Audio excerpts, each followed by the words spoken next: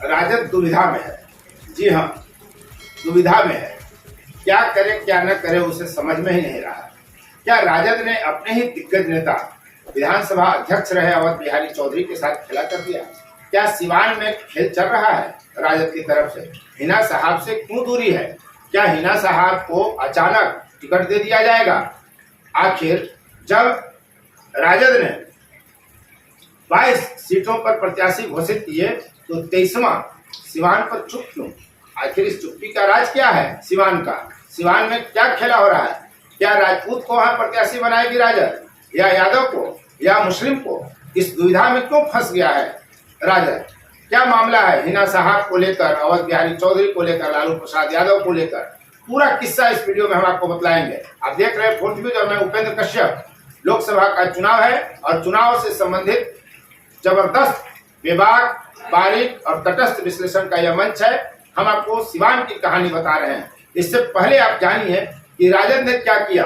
दरअसल राजद ने सीटों का जब ऐलान किया प्रत्याशियों का, तो गया सुरक्षित से कुमार सर्वजीत पासवान को दिया, नवादा से श्रवण कुमार कुशवाहा को, जमुई सुरक्षित सीट से अर्चना रविदास, बांका से जेपी यादव, दरभंगा से ललित यादव, पूर्णिया से भीमा भारती, बक्सर से सुधाकर सिंह, सुपौल से चंद्रहास चौपाल, वैशाली से विजय कुमार शुक्ला, औरंगाबाद से अभय कुमार कुशवाहा, हाजीपुर से शिवचंद्र राम, अररिया से शाहनवाज आलम, जहानाबाद से सुरेंद्र प्रसाद, मुंगेर से अनिता देवी महतो, जयपुर से आलोक कुमार मेहता, सीतामढ़ी से अर्जुन राय, मधुबनी से अली अशरफ फातमी, वाल्मीकि नगर से दीपक यादव, शिवहर से रितु जायसवाल, मधेपुरा से कुमार चंद्रदीप और सिवान से नामालूम, किसी का नाम नहीं।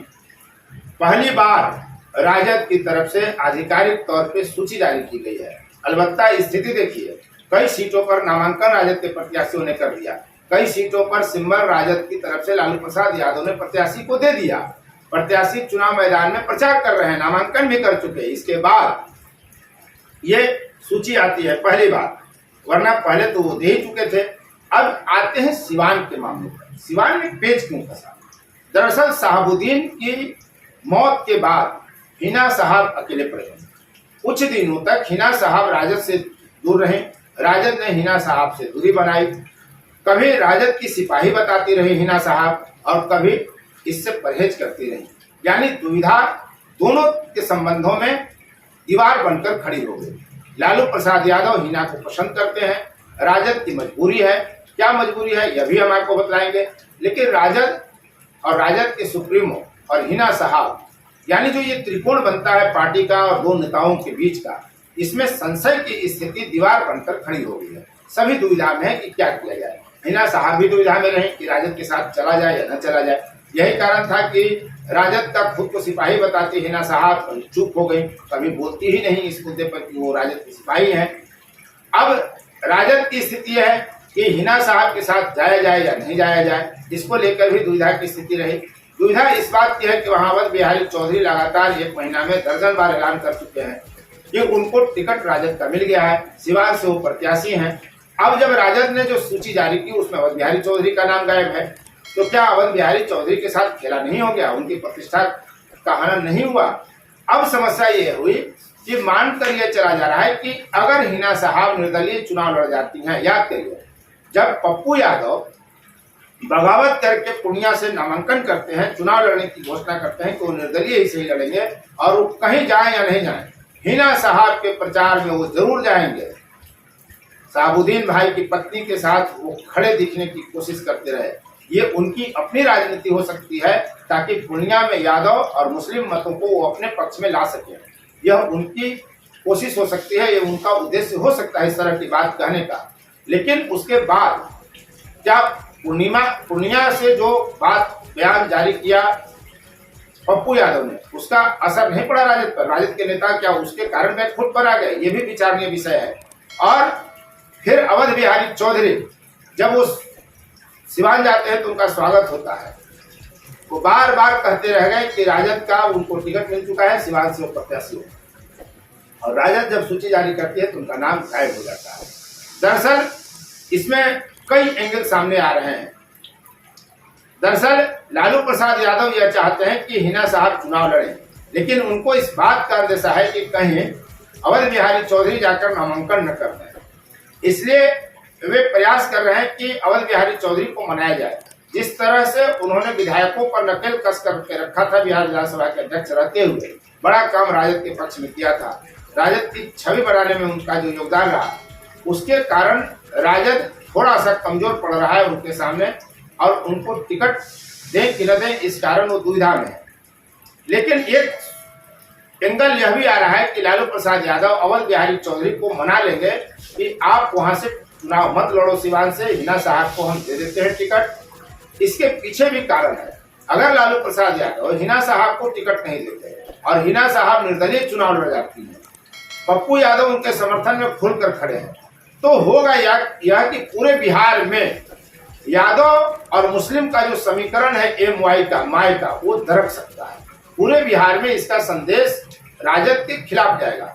दरअसल पूरा मुस्लिम तबके की सहानुभूति इस समय शहाबुद्दीन की पत्नी हिना साहब के पास है, साथ है। ऐसी स्थिति में लालू प्रसाद यादव, तेजस्वी यादव, राजद ये रिस्क नहीं ले सकते कि मुसलमानों में कोई असंतोष की स्थिति बने। वैसे भी टिकट उनको 2 ही मिला है, जबकि मुसलमानों की अगर संख्या देखें तो यादवों से अधिक है, और यादवों को 8 सीट दे दिया गया है 22 में, 30वां घोषित होना है, और 2 मुस्लिम को मिला है। इसलिए भी लालू प्रसाद यादव के सामने संकट है कि माइल न धर के और मुसलमान असंतुष्ट न हो, वो शिथिल भी पड़ जाएंगे अगर मुस्लिम, तो राजद को भारी नुकसान होगा। इसलिए चिंता इस बात की है कि कैसे सिवान को मैनेज किया जाए। सिवान में फंसी हुई राजद कैसे निकले, इसकी कोशिश रणनीतिक तौर पर की जा रही है।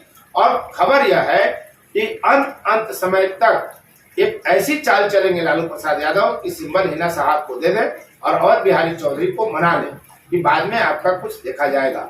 तो क्या कुछ होगा, यह देखने की बात होगी। और एक मजेदार बात आपको हम बतलाते हैं कि सुपौल सामान्य सीट है, सुरक्षित सीट नहीं है, लेकिन राजद ने यहाँ से चंद्रहांस चौपाल को प्रत्याशी घोषित किया है इस लिस्ट के अनुसार। और चौपाल तांती पाल समाज के हैं, जिसे बिहार में अनुसूचित जाति की सूची में शामिल कर दिया गया है, यानी सामान्य सीट पर अनुसूचित जाति का प्रत्याशी। दरअसल राजद की तरफ से यह कहे कि बिहार में जो बड़ी पार्टियां हैं, राजद हो, जदयू हो, भाजपा हो, कांग्रेस हो, वाम दल हो, तमाम जो प्रमुख राजनीतिक दल हैं, उनके तरफ से यह पहला प्रयोग किया गया है कि किसी सामान्य सीट पर किसी अनुसूचित जाति के व्यक्ति को प्रत्याशी बनाया गया है। चर्चा इस बात की है कि सुपौल में राजद को अनुकूल प्रत्याशी, माकूल प्रत्याशी नहीं मिल पा रहा था, मजबूत प्रत्याशी नहीं मिल पा रहा था। इस कमी के कारण चंद्रहांस चौपाल को वहां का टिकट दे दिया गया। यह एक प्रयोग है, इसका संदेश भी जाएगा कि हम अनुसूचित जाति को सामान्य सीट पर भी चुनाव लड़ा रहे हैं, हम इतना प्रेम करते हैं अनुसूचित जाति से। ये राजद की तरफ से संदेश देने का प्रयास किया जाएगा। बेहतर प्रत्याशी की विकल्पहीनता ही सही, लेकिन जनता में तो यह संदेश जाएगा नहीं। ये तो चुनिंदा लोग ही समझते हैं इस रणनीति को, इस मजबूरी को राजद की। और दूसरी बात ये कही जा रही है राजनीतिक गलियारे में कि जो कमजोर प्रत्याशी होता है उसकी पहचान पार्टी से जुड़ी होती है, पार्टी ही उसके लिए सब कुछ होता है, पार्टी का नेता ही सब कुछ होता है। यानी सुपौल में चंद्रहांस चौपाल को जो वोट मिलेगा वो राजद के कारण मिलेगा, लालू तेजस्वी के कारण मिलेगा।